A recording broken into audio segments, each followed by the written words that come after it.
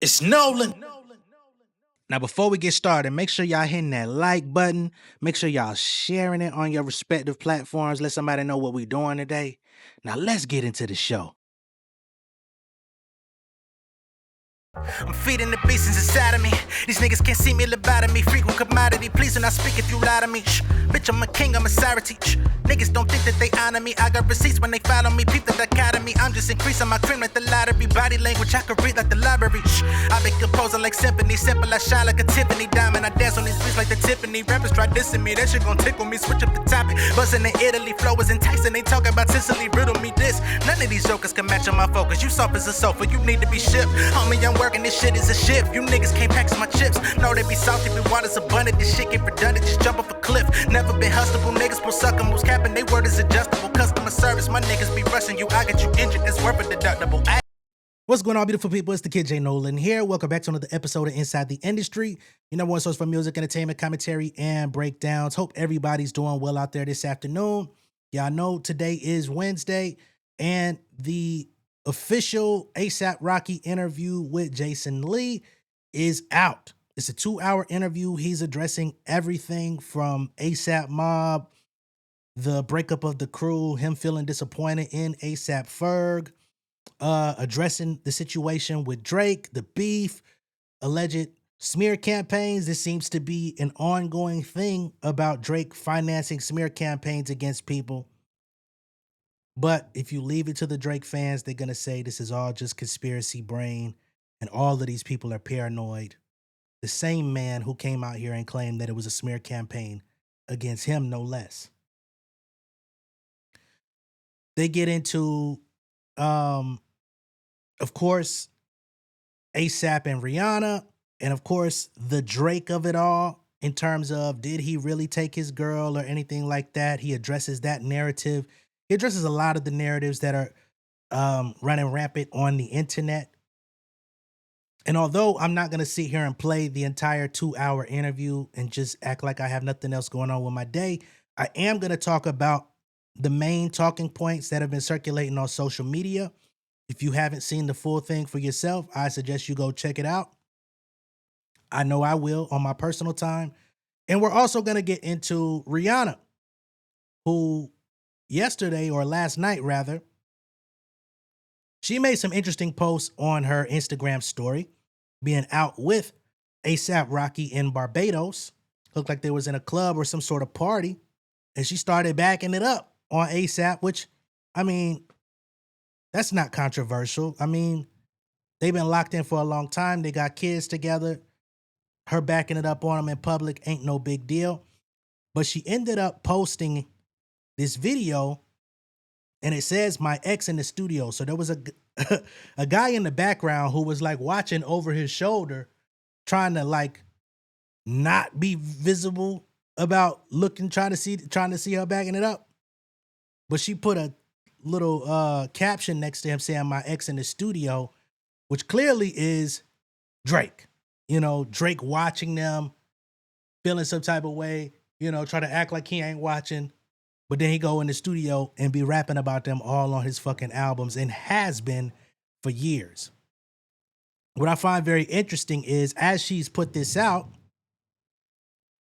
there's a portion of the internet that's actually condemning Rihanna and coming down on her, talking about stuff. Oh my God, why can't she grow up? Why can't she move on? Why is she trolling Drake? She must really still want him. She's still thinking about him. But if you go listen to Drake's last 5 albums, what's the common denominator on there? Whiny ass lyrics, nasally ass voice, and Rihanna shade. There's other things, but 3 things you're going to guarantee is those 3 things. So, matter of fact, let's go ahead and pull it up. Can y'all tell that I'm over the high schoolification of hip hop news? But another day, another story. So here we go. I'm going to go ahead and just play this shit.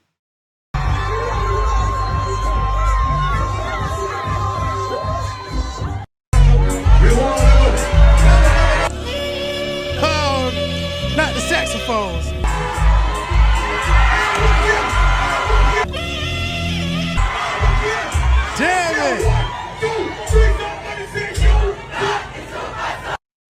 I ain't know that. I've been seeing this shit playing on mute. I didn't even know she put the saxophones on that motherfucker, man.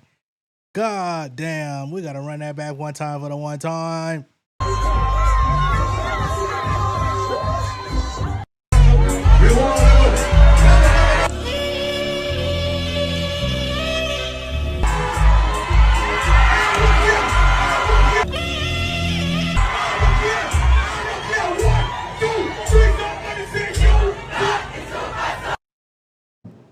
Where she at?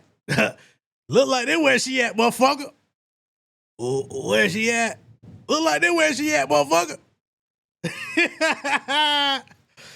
Oh man, it is so bad. It's so sad because it makes people so angry when the clapback come.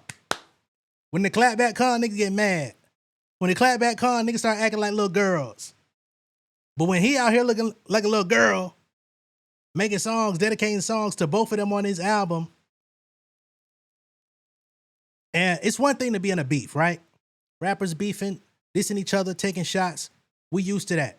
That's old school shit. That been around forever. But a nigga rapping about the same woman that don't want to be with his ass for 10 years, that's not normal. That's not normal. Imagine if Kendrick Lamar was out here still rapping about Shireen ass in 2026. That's not normal. Stupid motherfuckers. Anyway, let's get on with the show. She got her shot in, and I think it was very applicable. And you know homeboy saw it immediately. He probably saw that motherfucker as soon as it went up. Damn. Went back in the studio and made another one so he could drop his 4th album of the year that don't nobody give a fuck about. Let's keep moving. So here we have a clip of ASAP addressing the whole Drake of it all, okay? And there's a couple of these, but here we go. As far as it pertains to Rihanna and the relationship and all that. Here come That's a Harlem, man. Don't nothing compare to that. Right. Come on. She wasn't even like fucking with this, so I don't even. Wait, Look, Rocky, hold on. You grinning, but I'm gonna just say the world. I thought you went and got the diamond. Where Nah, they at? these tomorrow I'm going to the dentist. Okay. This is temporary. I Okay, got hold my on, permanents. Flacco. Hold on. What's up? Talk to me. You took that girl. I did not take his girl. Why you keep saying that? And you know what's funny? I know you don't do it in public, but I know you grin sometimes like, yeah, y'all could put it in the songs. You could put it on Twitter. You can put it wherever you want. Exactly. But my bitch is at home. But guess what? And you know I said that because that's what you told Osiris when we was in Walgreens. Yo, you not gonna never let that go, bro. That shit was hilarious, bro. Okay, let's stay with Drake first. We'll come back to Osiris. You took his girl. I didn't. He wasn't, look. You know? I mean, look, I'll let you tell it. If that's what you want to say, fuck it. You know what I'm saying? You know, it's like football. If you fumble and the star player pick it up, you can't really be mad. You said it. Okay. You know what I'm saying? By the way, I think really and truly, it's weird that everybody done moved on with their lives and motherfuckers is still strung up on that shit. Like, it's just bugged out to me, you know what I'm saying? And the weird internet antics and the smear campaigns and all that, we see right through that shit. Like, that's why I just be like, oh, I ain't responding to that. That's fair. Like, that shit come and go. You know what I'm saying? so when he dropped Iceman and he said, your girl didn't post your album, That's stupid. but then you still went to number one. Wait. We have to Listen, celebrate. Wait, let me say this. Okay. This is the problem, though. If she would have posted my album, everybody would have been like, you only went number one because your girl posted, She not on my fucking album. Like, you know what I'm saying? What single she supposed to be posting? She posted my album. Right. After it went number one. Wait, but can I just do something real quick? Hold on. Give it up for a number one album. Thank you. We didn't even have, We worked so hard for that, We didn't even have time to celebrate. We ain't had no time to All right. So he's just saying what sensible human beings have been saying this whole time. You're doing all the internet antics, you're doing the smear campaigns, which, again, this keeps coming up.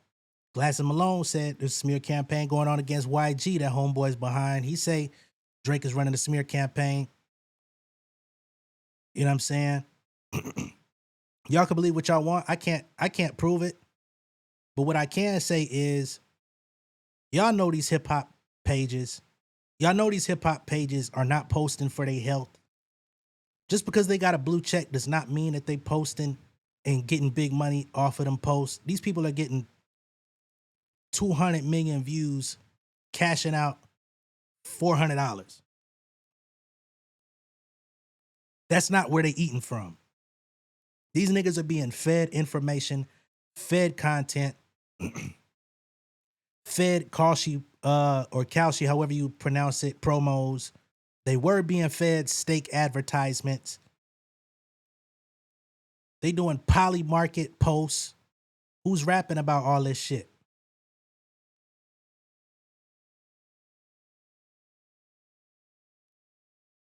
Hey, that's all I'm gonna say. You know what I mean? Niggas could say what they want. In the middle of the motherfucking Kendrick and Drake battle, y'all remember that website that went up that was trying to rehash that old stale ass story about Kendrick allegedly beating up on Whitney? They had a whole website. So it wasn't just that nigga rapping about it on Family Matters. It was a whole website where they was trying to reinforce this shit with old videos and old motherfuckers who was speculating about who did what. And that was like the beginning of the hip hop smear website was there. I was like, what the fuck is this? And since then, we've seen a bunch of them. I'll admit, that fucking inverse wire shit that was about Grand Wizard Chat Asian, that website ain't there no more. I find that to be suspicious. I'm not gonna lie. You know, do I believe Charlemagne was behind it? Not particularly. I don't know who was behind it, but somebody was. Because when you put inversewire.com back in on your motherfucking browser, it take you to a whole inverse 4D bullshit ass website. They don't even got no more articles. So I do think that there are people that are jousting, using the internet as their firepower anonymously. And I think Drake is one of those people that is fighting those types of battles. That's not to say nobody else is. I don't know who the others are. You could say Rock Nation if you want to insert. That's fine. They could be. Do I think Rock Nation is trying to take down Larry Jackson? No. But there's shit going on. And we already know, again, in the middle of the battle, this tactic was employed against Kendrick Lamar, live in the flesh. We saw it. I covered it on my own show. So to act like that nigga don't be partaking in the fuckery, that would be a lie. And for all the Drake fans, y'all know we talked about the lawsuit, right? You know, people always want to talk about what the most untalked about part of the lawsuit was all about. I think we should hone a little bit more on the fact that Drake had criminal charges that he wanted imposed on the lawsuit. Because remember, he tried to say that Kendrick was telling the audience to do something to him. And that wop, wop, wop, and all of the onomatopoeias of, you know, fighting sounds in the music was telling people to do something to him. So he also wanted criminal charges.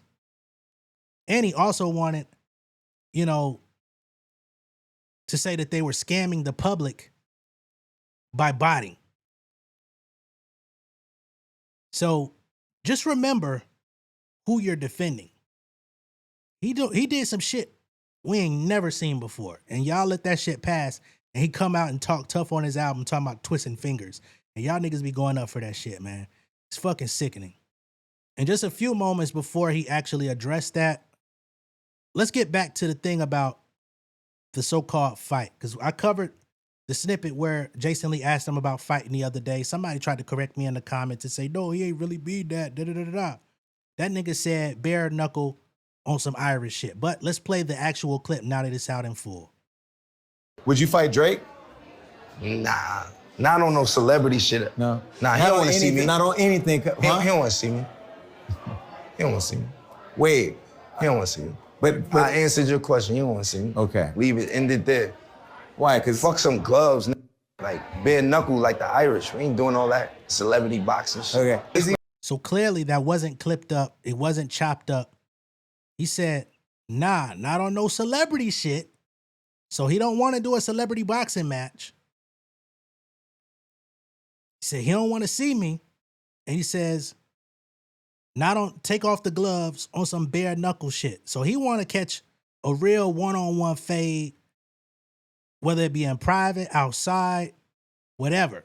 Not in no boxing ring, not on no fucking stream with white boys cashing in on it. But he want a head up fight. And he said he don't want to see me. You know when a nigga say he don't want to see me? He putting it in your court. Like, what's happening, nigga? I'm ready to get down, but you don't want to see me, nigga. What's happening? So, again, I'm not advocating for a physical altercation, but the nigga said it himself. No cuts. You mad because you took his girl? I didn't take his girl. You took everybody's girl. Everybody who wanted Rihanna. My gay ass, I'm gonna just confess right here. There's only one woman in this world that I'm like, wait, that tingling Jenny Jones, Ricky Lake feeling I had, and I'm not gonna ever try it because I don't want you with my ass. You from Harlem. But she has something about her. You took every man who had a crush on this one, you took her. That's not true. You know why? She was dating that Saudi prince dude or And whatever. all that money couldn't hold her because here come on, that's a ASAP. Harlem, man. Don't nothing compare to that. Right. Come on.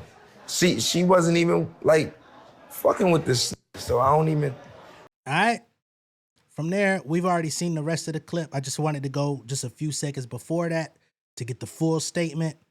And now we'll move on to more personal matters with ASAP, the group, Ferg, and that whole shebang, all right? Nothing is off the table. We can talk about it all. If I don't want to talk about it, I'm gonna say I don't want to talk about it. So really try to put you in prison. That was fucked up. Yeah. I'm still hurt. Yeah. I'm hurt about him. I'm hurt about Bari. Hurt about a lot of them. I mean, it is what it is. I know they don't give a fuck, but I'm hurt. He wasn't even like testifying. It was like he was trying to put you in prison. He Did you feel betrayed? Of course. I felt hurt, betrayed, and it was just a nightmare. You know what I'm saying? Just looking at somebody I know on the stand forever gonna be labeled as a rat, just trying to come up off of me. Like, you know what I'm saying? Stop being a bum and being lazy. That's just bum mentality. How did ASAP Mob break down like that? Because all of you were one family. When me and Reed became a couple, like all of my time, I just was with her, like, and she was with me, and I think a lot of them got nervous, like, oh, so what that mean for me?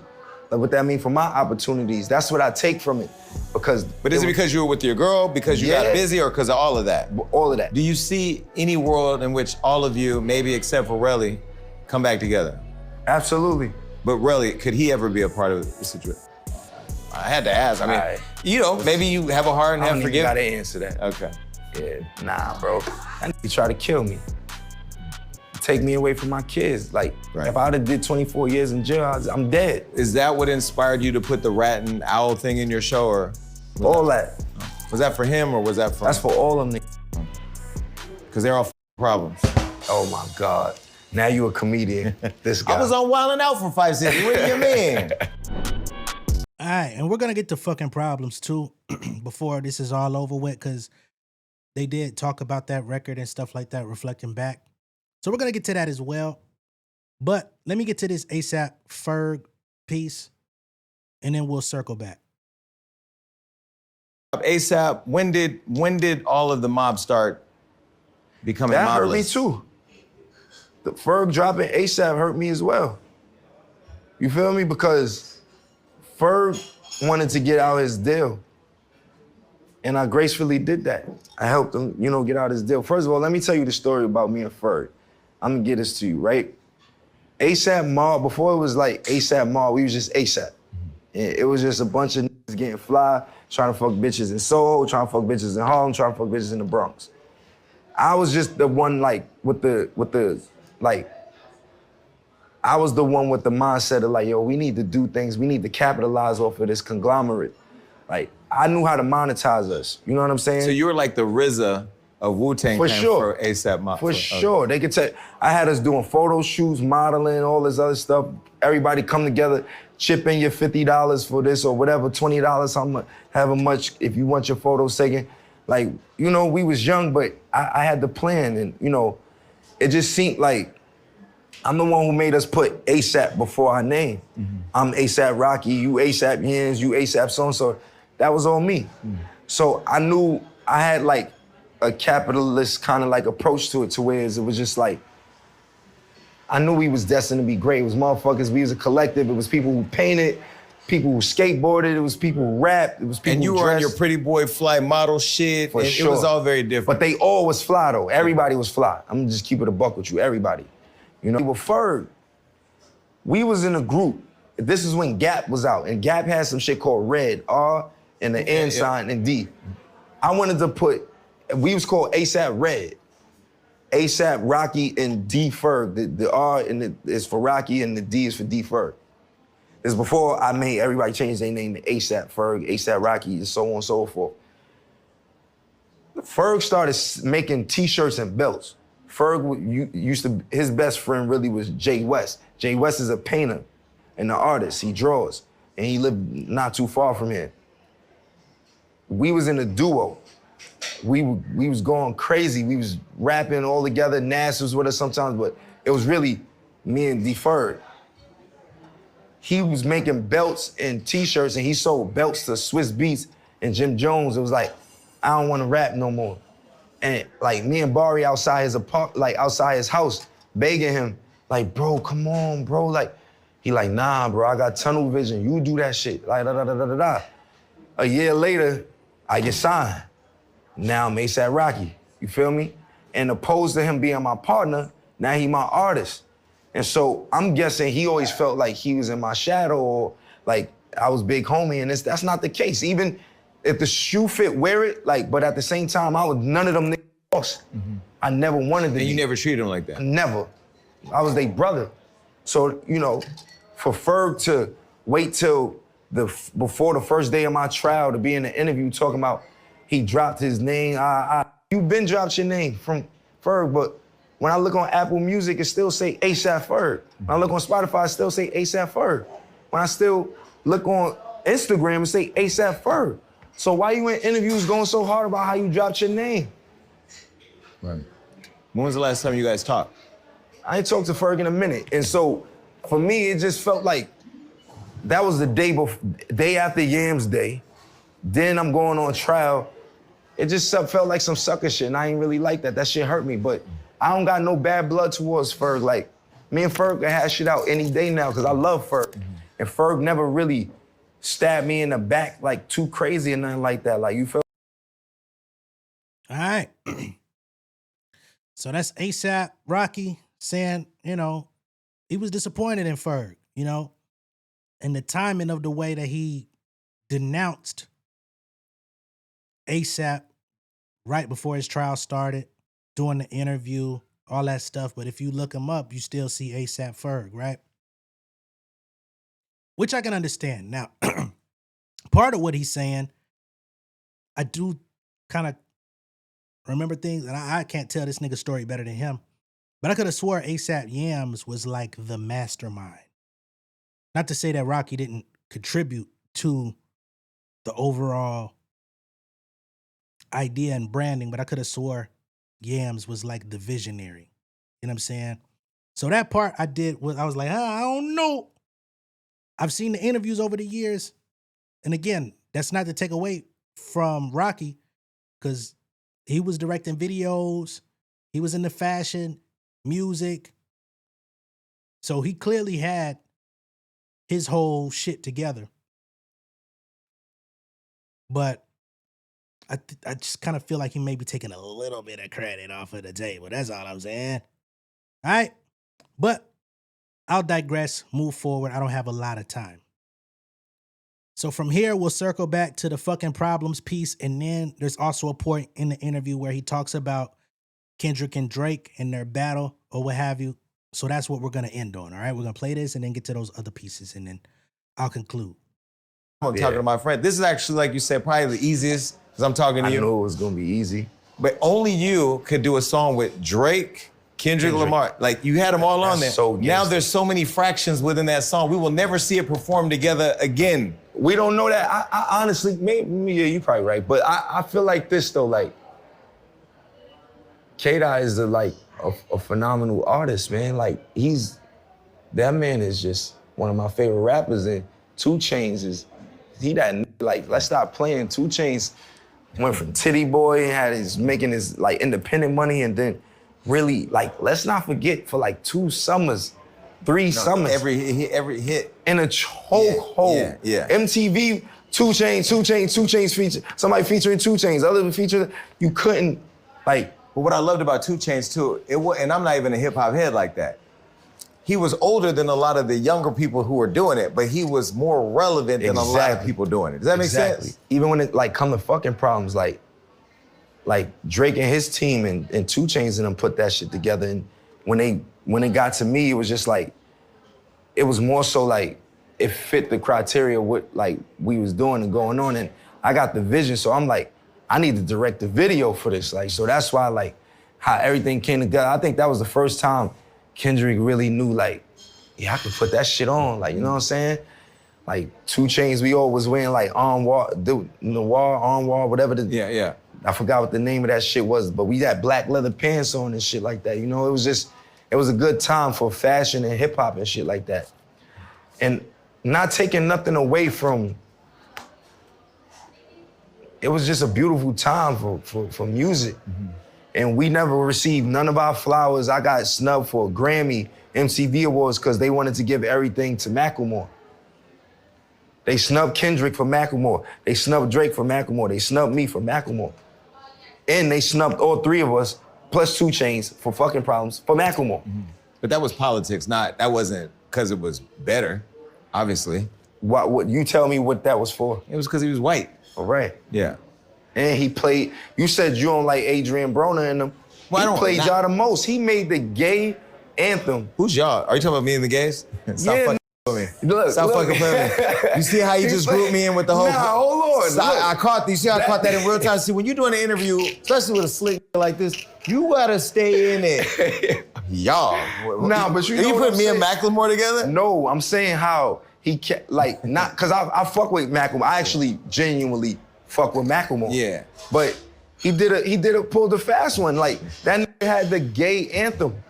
Y'all remember that? So wait, y'all all forgetting about the gay anthem? I remember that we song. the fucking problem. No, this is after that. Oh. This is after that. Okay. You don't remember? No, I remember the snub, and I remember the chaos that was created. I didn't know the gays were responsible for it. No, that's a year after. Okay. So, like, late 2000, I want to say, I don't want to regurgitate, but I think it was either like 2013 when he put out the thrift shop, vintage shop song. I'm not a Macklemore fan. I don't know. But he put out a song, and that won everything. And it wasn't, respectfully, it wasn't better than fucking Problems. And we should have won. And the Grammy still owe me a Grammy. Okay, so out of Kendrick and Drake, who was the fucking problem? Okay, so then he says out of Kendrick and Drake. But I do remember that Macklemore song about the I forgot the name of it. But it was, didn't he have like a song where he said he thought he was gay or some shit, and he did the whole video on the train or some shit? It's fuzzy going back to that time. It was so much other shit out at the time, but I do remember it. Okay, so out of Kendrick and Drake, who was the fucking problem in that beef? I don't know. You gotta ask them. You know what I'm saying? I don't know if that's beef. Them just did a rap battle. Not like us fire. wasn't beef. Are you crazy? That was a straight up AR-15 scope homicide. That was a kill switch. That was a kill switch. And it's just like, I feel like even Drake could continue to like make music. He gonna be fine. It was a battle. Niggas taking this shit too, like, serious. But is there a line? Because in your song, Stole Your Flow, you know I'm getting old. My eyes don't work like they used to. But you said first you stole my flow. Wait. So I stole your bitch. That's fire. That's not hard. No, that is That's hard. some pretty boy shit. That is hard, but like, okay, so first you stole, so he stole your flow. Who he? Whoever You see what he I'm saying? is. I mean, exactly. Okay, so let's just say who is he? But the next line, because I'm just trying to follow what it says. So I stole your bitch. I mean, we talked about that earlier. All right. So yeah, and one thing I do appreciate with ASAP is that he don't try to like, although him and Kendrick have a common enemy, he's not like overly attaching himself to Kendrick's issue. His issue is his issue with Drake. Clearly, it extends into his significant other, his family. You know what I'm saying? He addresses it as he addresses it. But when he talks about the battle, he keeps it simple. It was a battle, right? Now, it definitely got way deeper than battle. It's remained way deeper than battle for 2 years. But who do we blame for that one? The motherfucker who can't let it go, right? So, it is what it is. And although I'm not like the biggest Jason Lee fan, you know, from what I can see, it's a good interview, not because it was great questions or great framing, but ultimately, it's somebody who ASAP is comfortable with. And when people can sit with someone that they're comfortable with, like, although he told them, if I don't want to talk about something, I'm going to say that. From what I can see, it's not too much that was off the table. So that comfort thing goes a long way because you could get a stranger that can ask you a question and you'll answer it, but you're not going to elaborate. You're not going to give the real. You're just going to give your PC answer or just your I don't know you answer, because your friend could ask you something and a nigga you don't know could ask you something. You can answer both of them, but it's going to be two different variations. The resolve of it may be the same between the two, but you might take 5 minutes to tell your friend and you may take 45 seconds to tell a stranger. You know what I mean? So Jason Lee did have the edge there. So I give him that. But again, it's nearly 2 hours long. I'm not going to sit on here on YouTube because sitting in a 2-hour interview is only going to make it a 3-hour video. You know what I mean? I ain't doing that shit. Michael Jackson said, find somebody else to do it. Yeah, that's what I'm on. Okay? But let me know what y'all think of all this down below in the comments. Be sure to like and share this video. If this is your first time seeing me on YouTube, go ahead and subscribe to the channel, become an insider. I am recovering from a little something, if y'all can't tell, but I'll be good. I'll see y'all in a minute though. Peace.